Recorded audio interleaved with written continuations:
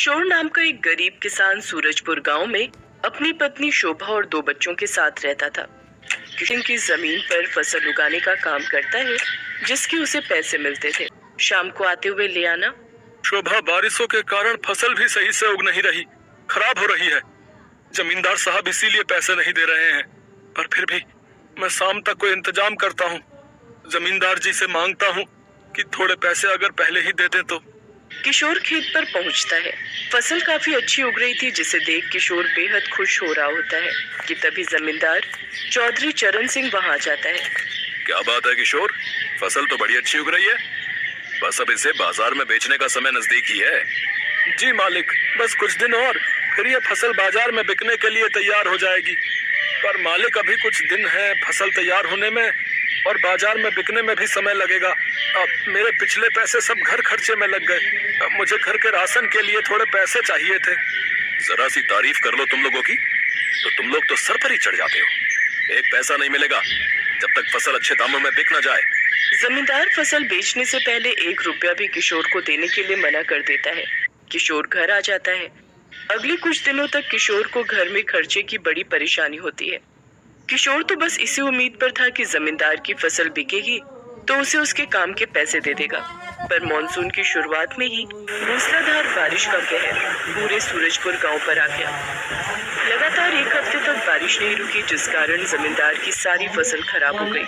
पर जमींदार तो पैसे वाला था, इस बार नहीं तो अगली बार नई फसल उगा लेगा।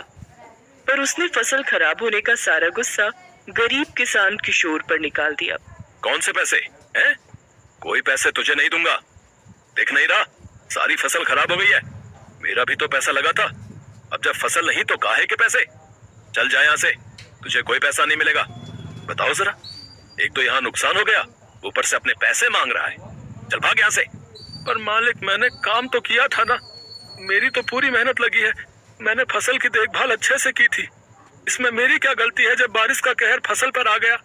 अरे बारिश वक्त से पहले आ गई, मैं तो फसल काटने ही वाला था। मेरे साथ साथ और भी लोगों की फसल खराब हुई है। ऐसा ना करो मालिक, मेरा तो घर इसी काम से चलता है। ऐसे नहीं मानेगा, तुझे अभी अपने नौकरों से कहकर हवेली से बाहर फेंकवाता हूँ। जमींदार के आदमी किशोर को धक्के देकर हवेली से बाहर फेंक देते हैं। किशोर बहुत रोता है। उस रात वो घर भी नहीं जाता। वही जमींदार के खेत के पास बैठा हुआ मूसलाधार बारिश में रोता रहता है। तभी शोभा उसे ढूंढती हुई आ जाती है। सुनो जी, कब तक यहाँ बैठे रहोगे? बारिश बहुत तेज है, बीमार पड़ जाओगे। घर चलो, बच्चे भी घर पर अकेले हैं। मैं सुबह से तुम्हारा इंतजार कर रही हूँ। शोभा के कहने पर किशोर घर चला जाता है, पर उसका मन नहीं लग रहा था। आधी रात के समय वो घर से उठकर वापस खेत पर आ जाता है और खराब हुई फसल देखता रहता है। अचानक उसे 2 आदमी एक बोरी को उठाकर ले जाते हुए दिखाई पड़ते हैं। आदमी हवेली के पीछे वाले रास्ते से आ रहे थे। किशोर उन्हें रोकता है। कौन हो तुम, और हवेली में ये क्या लेकर जा रहे हो? क्या तुम चोर हो? रुको जरा। अरे छोड़ छोड़ छोड़ हमें, मैं कहता हूँ छोड़, वरना तुझे जान से मार देंगे। इस बोरी में क्या है? तुम हवेली में से चोरी करके जा रहे थे, दिखाओ तो जरा, मैं तुम्हें नहीं जाने दूंगा। किशोर उन चोरों के साथ छीना झपटी कर ही रहा था कि तभी हवेली में से चौधरी चरण सिंह की बहू चीखती हुई बाहर आती है। कहाँ गया मेरा बच्चा? मेरा बच्चा कहाँ गया? मेरा बच्चा कमरे में नहीं है। सब लोग शोर सुनकर हवेली से बाहर आ जाते हैं। तभी घायल अवस्था में किशोर वहां खड़ा था। एक चोर भाग गया था, पर एक वहीं गिरा हुआ था। किशोर बोरी का मुंह खोलता है। बोरी में कोई और नहीं बल्कि जमींदार चरण सिंह का पोता बंटी था। बंटी, मेरा बच्चा। हे भगवान, मेरे बच्चे को ये लोग लेकर जा रहे थे। मेरी आंख खुली तो मैंने देखा बंटी बिस्तर पर नहीं है। मालिक, बड़ी मुश्किल से इसे रोक पाया हूँ। इसका एक और साथी भी है जो भाग गया। ये पीछे के रास्ते से इस बोरी में बंटी को ले जा रहे थे। वो तो मैं यहाँ पर था तो इन्हें पकड़ लिया। तुम मेरे पोते का अपहरण करके ले जा रहे थे। बताओ तुम कौन हो? मैं अभी पुलिस को बुलाता हूँ। हमने सुना था कि तुम्हारे पास बहुत पैसा है। हम इस गांव में चोरी करने के लिए आए थे, तो सबसे ज्यादा अमीर तुम ही हो, इसलिए हमने तुम्हारे पोते को उठा लिया, अब ताकि हम तुमसे इसके अपहरण के बदले पैसे ले सके। पर इस आदमी ने हमें पकड़ लिया, मेरा साथी भाग गया है। चौधरी चरण सिंह के सामने सारी सच्चाई आ जाती है। उसे अपने ऊपर बहुत पछतावा होता है कि वो जिस गरीब किशोर के पैसे मार रहा था, आज उसी ने उसके घर के चिराग को बचा लिया। चौधरी के बहू बेटा और पत्नी भी किशोर को धन्यवाद कहते हैं। चौधरी चरण सिंह किशोर से माफी मांगता है और उसकी मेहनत के पैसे उसे देता है। किशोर को अपनी मेहनत के पैसे मिल जाते हैं और वो खुशी खुशी घर लौटता है। अगली फसल तैयार करने के लिए जमींदार किशोर को एडवांस में ही पैसे दे देता है। उसने एक गरीब किसान की मजबूरी को समझा और उस दिन से अपने व्यवहार को बदला। एक बार की बात है, किशनपुर गांव में महेश नाम का व्यक्ति अपनी बीवी रमा, 6 साल की बेटी पिंकी और 8 महीने के बेटे बिट्टू के साथ रहता है। जिंदगी एक पल में कितनी बदल जाती है, इसका सबसे बड़ा उदाहरण है महेश। वो एक केमिकल फैक्ट्री में काम करता था। एक रात फैक्ट्री में ब्लास्ट हो गया। उसे गंभीर हालत में अस्पताल में भर्ती कराया गया। जैसे ही रमा को पता लगा, वो भागी भागी अस्पताल पहुंची। काफी गंभीर हालत है आपके पति की। हम अपनी तरफ से पूरी कोशिश कर रहे हैं, आप भगवान पर पूरा भरोसा रखिए। महेश बच तो गया, लेकिन इस हादसे में उसने अपना पैर भी खोया और अपनी नौकरी भी। घर में जो भी जमा पूंजी थी वो उसके इलाज में खर्च हो गई। पिछले 3 महीनों से वो बेरोजगार है। इन 3 महीनों में उसने नई नौकरी ढूंढने की बहुत कोशिश की, लेकिन एक अपाहिज को कोई भी नौकरी नहीं देना चाहता था। अब तो बारिश का मौसम भी शुरू हो गया था। इस मौसम में उसे एक जगह से दूसरी जगह जाने में बहुत दिक्कत होती, क्योंकि सड़कें पूरी तरह पानी से भर जाती। आज भी वो परेशान अपने घर लौट रहा था। आज भी मुझे कोई काम नहीं मिला। सब लोग मुझसे ऐसे नजरें चुराते हैं जैसे कि मैं कोई भूत हूँ। अरे अपाहिज को जीने का हक नहीं है क्या? वो और उसका परिवार क्या भूखा मर जाए? महेश बार बार की असफलता से परेशान हो चुका था। उसका मकान मालिक 3 महीने का किराया वसूलने हर दूसरे दिन उसके घर आ जाता था। साथ ही घर खाली करवाने की धमकी भी देता था। कल शाम भी वो आखिरी चेतावनी देकर गया था। इधर घर में अनाज का एक भी दाना नहीं था। पिछले 2 दिन से पूरे परिवार ने कुछ भी नहीं खाया था। उसे कुछ भी समझ नहीं आ रहा था कि अब वो क्या करे।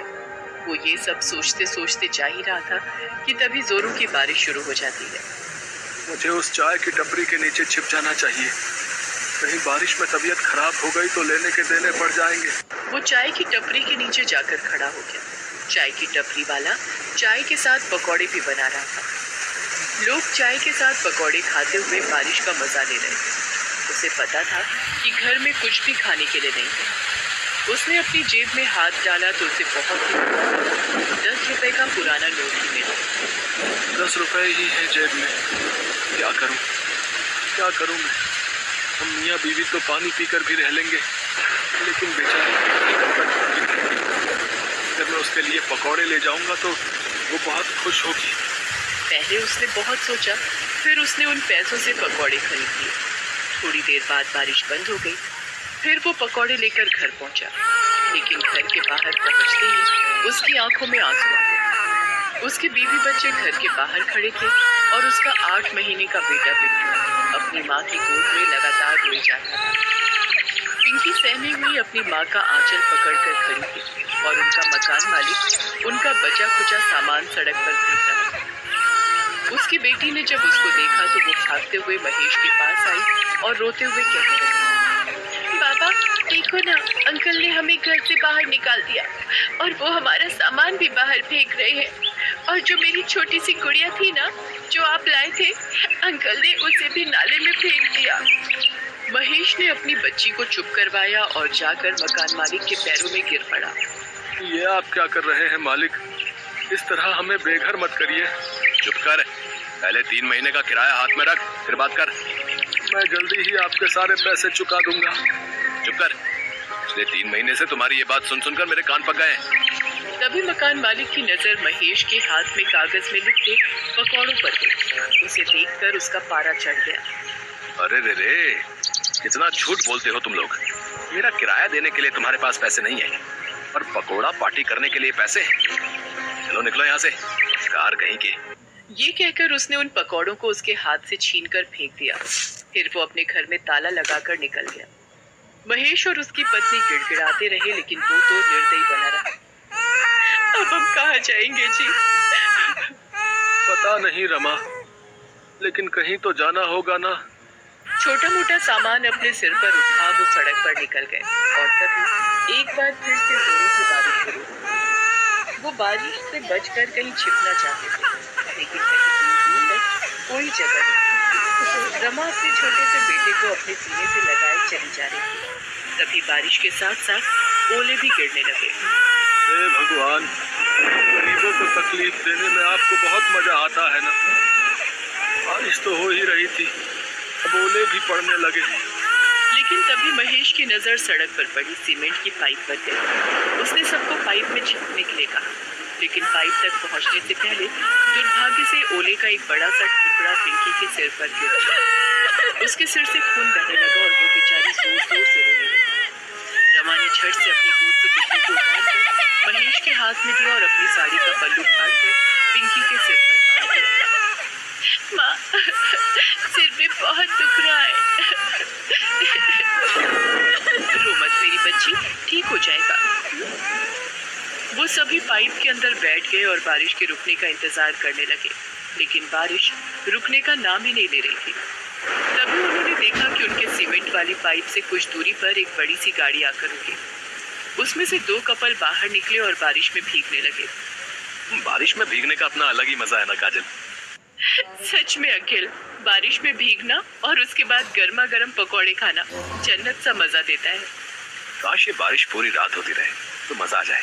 एक और महेश का परिवार बारिश के रुकने का इंतजार कर रहा था और दूसरी ओर कोई पूरी रात बारिश चाह रहा था।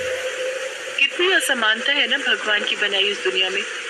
महेश और उसकी बीवी यही सोच रहे थे, साथ ही बारिश के रुकने का इंतजार भी कर रहे थे। लेकिन बारिश नहीं रुकी और वो और भी तेज होती गई। सड़कों पर पानी भरने लगा और लगातार 2 दिन से हो रही बारिश के कारण बाढ़ वाली स्थिति पैदा होने लगी। उन लोगों की सीमेंट वाली पाइप में भी पानी आ गया। पानी उनके सीने तक पहुंच चुका था। रमा, हमें बच्चों को लेकर कहीं ऊंचे स्थान पर जाना होगा, नहीं तो हम सब डूब जाएंगे। तभी महेश ने पिंकी को अपने कंधों पर बिठाया और किसी सुरक्षित जगह की तलाश में आगे की ओर जाने लगा। तभी पानी का एक तेज बहाव आया और महेश का नियंत्रण बिगड़ गया और वो गिर पड़ा। पिंकी भी गिर पड़ी और वो पानी के तेज बहाव की चपेट में आ गई और पानी में डूबने लगी। पापा, पापा बचाओ मुझे, मैं डूब रही हूँ पापा, पापा। एक तो 2 दिन से भूखा परिवार, ऊपर से बारिश का कहर। महेश चाहकर भी अपनी बच्ची को नहीं बचा सका और पिंकी पल में ही उनकी आंखों से ओझल हो गई। पिंकी, पिंकी कहाँ हो तुम? पिंकी, आए मेरी बच्ची। लेकिन पिंकी ने कोई जवाब नहीं दिया। आज महेश खुद को बहुत ही असहाय महसूस कर रहा था और एक असहाय पिता की तरह ऊपर आसमान की तरफ देखकर कहने लगा, भगवान, तुम्हें जरा भी दया नहीं आती क्या हम गरीबों पर? पूरे पत्थर हो गए हो क्या? पहले तो मुझे अपाहिज कर दिया और फिर दाने दाने को मोहताज कर दिया, फिर सिर से छत भी छीन ली और अब मेरी बच्ची को भी ले गया। कान खोल कर सुन ले तू मेरे लिए भगवान नहीं, पत्थर है पत्थर। वे उस बाढ़ से किसी तरह बचने की कोशिश कर रहे थे, लेकिन उनके पैर जवाब दे चुके थे। भूखा शरीर अपनी ताकत खो चुका था। उनके पैर लड़खड़ा रहे थे और वो भी इस बाढ़ की चपेट में आकर डूबने लगे। हालांकि तब भी उन्होंने हाथ पैर मारे, लेकिन भूख ने उन्हें कमजोर बना दिया। दोनों एक दूसरे को पुकार तो रहे थे, लेकिन पानी के बहाव में वे पुकार अनसुनी हो रही थी। रमा, रमा, बिट्टू। लेकिन शायद मौत अभी उनके हाथ की रेखाओं में नहीं थी। तभी तो वो पानी में गिरकर बेहोश हो गए थे और वहीं जा रहे थे। तभी बाढ़ राहत कार्य वालों की नजर उन पर पड़ी और वे उन्हें अपनी नाव में बचाकर राहत शिविर ले आए। इस बारिश में हम तीनों तो बच गए रमा, लेकिन इसने हमसे हमारी पिंकी को छीन लिया, हमसे छीन लिया रमा। वे दोनों एक दूसरे को पकड़कर रो रहे थे कि तभी एक नन्ही सी बच्ची, जिसके हाथों में बिस्किट और ब्रेड का पैकेट था, वो पैकेट उसको राहत शिविर वालों ने दिया था, उनके पास आई और पीछे से आकर बोलने लगी, बाबा, बाबा, क्यों रो रहे हैं आप लोगों को भी भूख लगी है ना? ये लीजिए ब्रेड खाइए, अंकल ने मुझे दी थी, मैं आप लोगों का ही इंतजार कर रही थी। वो आवाज पिंकी की थी। पिंकी को देखकर महेश और रमा फूट फूट कर रोने लगे।